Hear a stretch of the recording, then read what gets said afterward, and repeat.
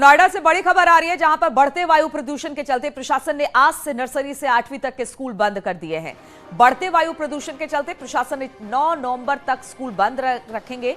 वहीं बच्चों की पढ़ाई के लिए नर्सरी से 8वीं तक की कक्षा के लिए ऑनलाइन क्लासेस चलती रहेगी। तो बड़ा फैसला लिया है। दिवाली के बाद से ही वायु प्रदूषण इस वक्त बेहद ज्यादा देखने को मिल रही है नोएडा और उसके आसपास यानी दिल्ली एनसीआर के इलाकों में। और अब नोएडा से बड़ी खबर, जहां पर बढ़ते वायु प्रदूषण के चलते प्रशासन ने आज से नर्सरी से 8वीं तक की कक्षा बंद कर दी है। बढ़ते वायु प्रदूषण के चलते 9 नवंबर तक स्कूल बंद रहेंगे और बच्चों की पढ़ाई लिखाई अब ऑनलाइन ही होगी, यानी कि नर्सरी से लेकर 8वीं तक के जो क्लासेस होंगे वो ऑनलाइन होंगे और बच्चे घर से पढ़ेंगे। बढ़ते प्रदूषण, वायु गुणवत्ता इस वक्त बेहद खराब है नोएडा की और इसको लेकर नोएडा प्रशासन ने एक बड़ा फैसला लिया है।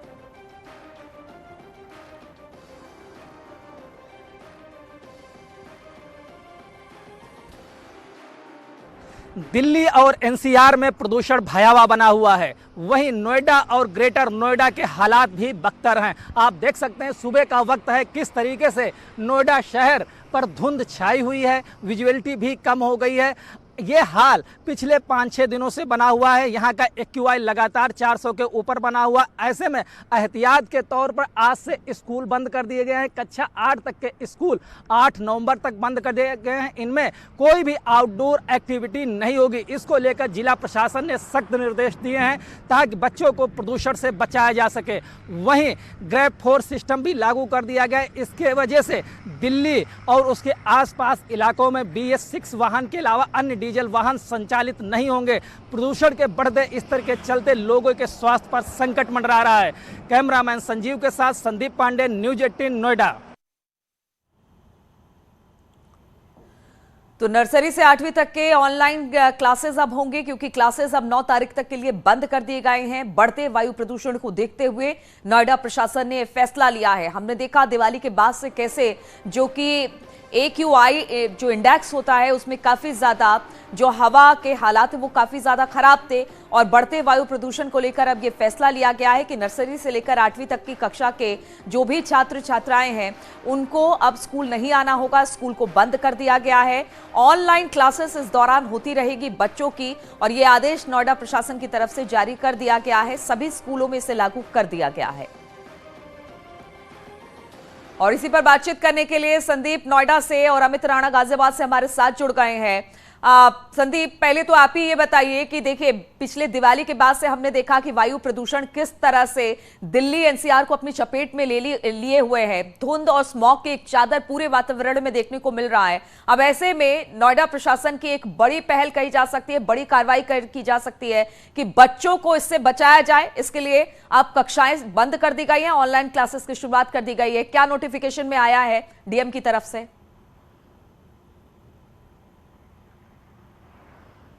जी देखिए, दिल्ली और एनसीआर में प्रदूषण भयावह हो गया है। नोएडा और ग्रेटर नोएडा के भी हालात बता रहे हैं। हम अपने कैमरामैन संजीव से कहेंगे दिखाएं किस तरीके से नोएडा सफ़ेद धुंध की चादर से ढका हुआ है। आप देख सकते हैं सुबह का वक्त है और इस समय नोएडा में AQI जो रिकॉर्ड किया गया था लगभग 422 और वहीं ग्रेटर नोएडा 444 के करीब AQI इस समय है। आप समझ सकते हैं कि लगातार 400 से ऊपर एयर क्वालिटी इंडेक्स बना हुआ है, जो कि डेंजर रेड जोन में है, यानी कि बहुत ही भयावह स्थिति है। लोगों को सांस लेना दूभर है, खासकर छोटे बच्चों के लिए ये मौसम बहुत ही खराब है, क्योंकि 0.25 पार्टिकल बहुत ही सेहत के लिए खतरनाक है जो हवा के कण में मौजूद हैं।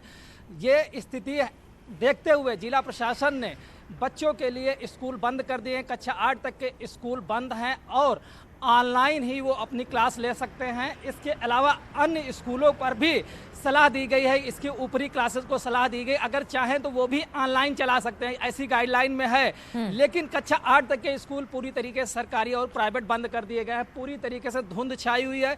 गर्भवती महिलाओं, बच्चों, खासकर अस्थमाटिक और COPD के मरीजों के लिए ऐसा हालात बहुत ही खतरनाक है, क्योंकि जरा सी दिक्कत उनके लिए अस्थमा अटैक का कारण भी बन सकती है।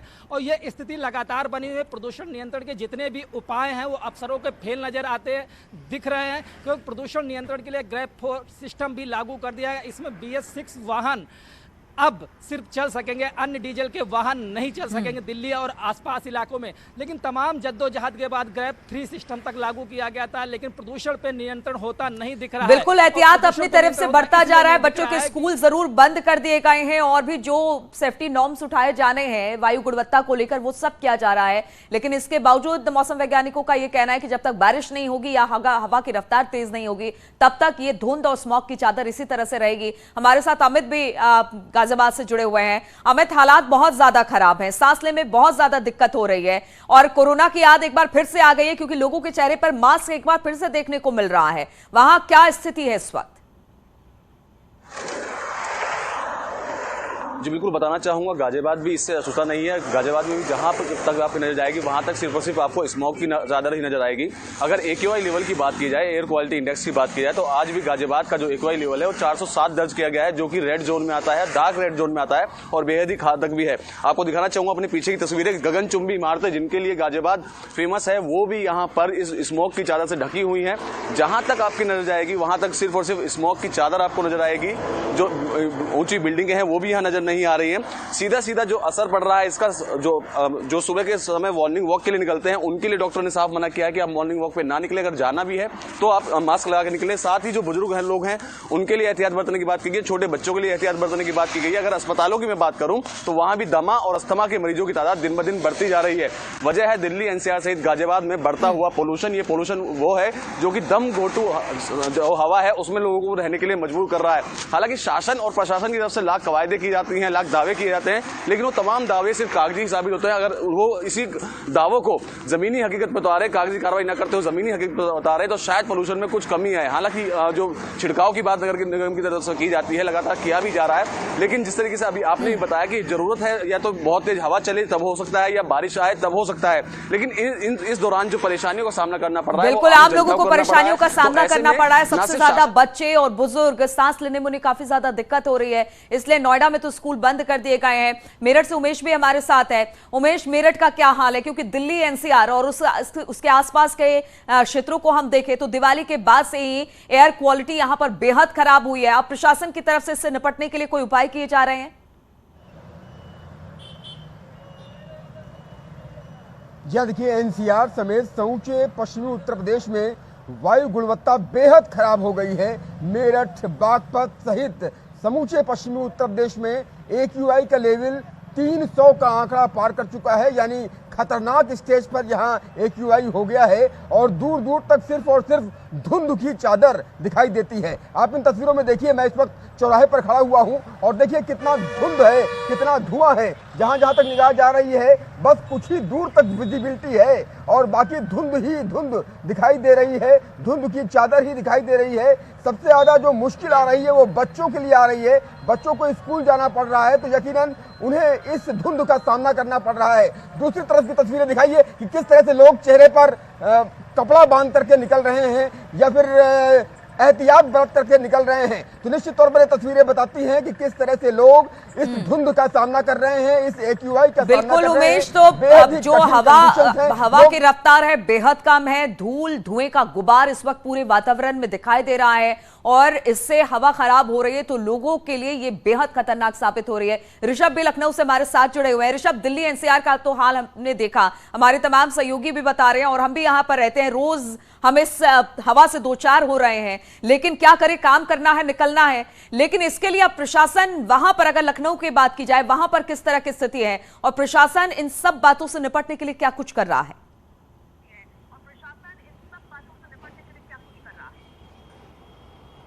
देखिए, संवेदनशीलता बढ़ती है प्रशासन ने, जिसका असर नोएडा में देखने को भी मिला है कि वहाँ पर पहली से लेकर 8वीं तक के बच्चों के लिए फ़िलहाल ऑनलाइन एजुकेशन की बात की, वहाँ पढ़ाई करेंगे, वो स्कूल नहीं जाएंगे और आगे भी कहा गया उसके ऊपर के भी जो क्लास है वहाँ पर भी ध्यान देने की ज़रूरत है। राजधानी लखनऊ की अगर हम बात करें, आप देख सकते हैं हम लोहिया चौराहे के करीब खड़े हुए हैं गोमती नगर में और यहाँ पर धुंध ज़रूर दिखाई दे रही है, लेकिन अभी स्थिति बहुत ख़राब नहीं है। जब हम एयर क्वालिटी इंडेक्स की बात करते हैं तो 216 वो बता रहा है, जिसको भी अच्छा नहीं माना जाता है, लेकिन फ़िलहाल यहाँ पर जैसे रूटीन चलता था वैसे ही चल रहा है। हमने देखा है तमाम स्कूली बच्चे हैं अपने स्कूल टाइम के मुताबिक वो स्कूल जा रहे हैं। मॉर्निंग वॉकर्स की हालांकि संख्या कुछ कम दिखाई दी। हम अभी लोहिया पार्क के अंदर से होकर आए हैं, वहाँ भी हमने जो देखा है कि मॉर्निंग वॉकर्स की कुछ संख्या घटी है।